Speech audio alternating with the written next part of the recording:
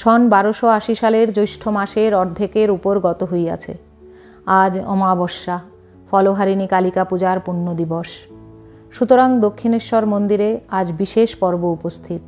ঠাকুর শ্রী শ্রী জগদম্বাকে পূজা করিবার মানুষে আজ বিশেষ আয়োজন করিয়াছেন। ওই আয়োজন কিন্তু মন্দিরে না হইয়া তাহার ইচ্ছানুসারে গুপ্তভাবে তাহার গৃহেই হইয়াছে।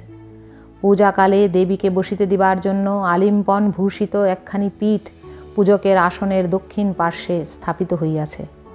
সূর্য অস্তগমন করিল, ক্রমে গাঢ় তিমিরাবগুণ্ঠনে অমাবস্যার নিশি সমাগতা হইল। ঠাকুরের ভাগিনেয় হৃদয়কে অদ্যরাত্রিকালে মন্দিরে দেবীর বিশেষ পূজা করিতে হইবে। সুতরাং ঠাকুরের পূজার আয়োজনে যথাসাধ্য সহায়তা করিয়া সে মন্দিরে চলিয়া যাইল এবং রাধা গোবিন্দের রাত্রিকালে সেবা পূজা সমাপনানন্তর দিনু পূজারী আসিয়া ঠাকুরকে ওই বিষয়ে সহায়তা করিতে লাগিল। দেবীর রহস্য পূজার সকল আয়োজন সম্পূর্ণ হইতে রাত্রি 9টা বাজিয়া গেল। শ্রীমতী মাতা ঠাকুরানীকে পূজাকালে উপস্থিত থাকিতে ঠাকুর ইতঃপূর্বে বলিয়া পাঠাইয়াছিলেন। তিনিও ওই গৃহে এখন আসিয়া উপস্থিত হইলেন। ঠাকুর পূজায় বসিলেন। পূজা দ্রব্য সকল সংশোধিত হইয়া পূর্বকৃত্য সম্পাদিত হইল।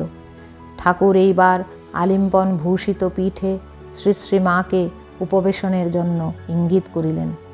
পূজা দর্শন করিতে করিতে শ্রীমতী মাতা ঠাকুরানী ইতঃপূর্বে অর্ধবাহ্য দশা প্রাপ্ত হইয়াছিলেন।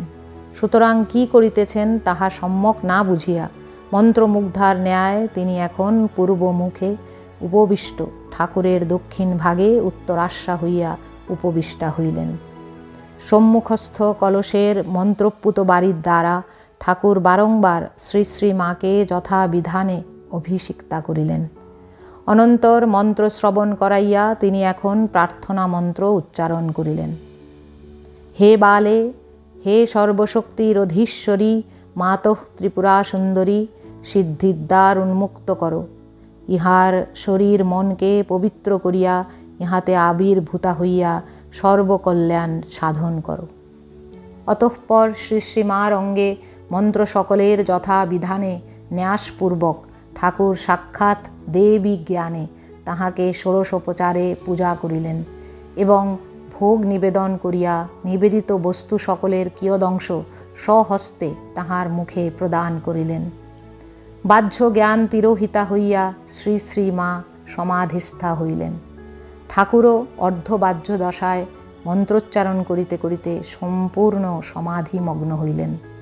সমাধিস্থ পূজক সমাধিস্থা দেবীর সহিত আত্মস্বরূপে পূর্ণভাবে মিলিত ও একীভূত হইলেন। কতক্ষণ কাটিয়া গেল। নিশার দ্বিতীয় প্রহর বহুক্ষণ অতীত হইল। আত্মারাম ঠাকুরের এইবার বাহ্য সংজ্ঞার কিছু কিছু লক্ষণ দেখা গেল। পূর্বের ন্যায় অর্ধবাহ্য দশা প্রাপ্ত হইয়া তিনি এখন দেবীকে আত্মনিবেদন করিলেন। অনন্তর আপনার সহিত সাধনার ফল এবং জপের মালা প্রভৃতি সর্বস্ব শ্রী শ্রী দেবী পাদপদ্মে চিরকালের নিমিত্ত বিসর্জনপূর্বক মন্ত্রোচ্চারণ করিতে করিতে তাহাকে প্রণাম করিলেন। হে সর্বমঙ্গলের মঙ্গল স্বরূপে, হে সর্বকর্ম নিষ্পন্নকারিণী, হে শরণদায়িনী ত্রিনয়নী শিবগেহিনী গৌরী, হে নারায়ণী, তোমাকে প্রণাম করি। পূজা শেষ হইল। মূর্তিমতী বিদ্যারূপিণী মানবীর দেহাবলম্বনে ঈশ্বরীর উপাসনাপূর্বক ঠাকুরের সাধনার পরিসমাপ্তি হইল। তাহার দেব মানবত্ব সর্বতোভাবে সম্পূর্ণতা লাভ করিল।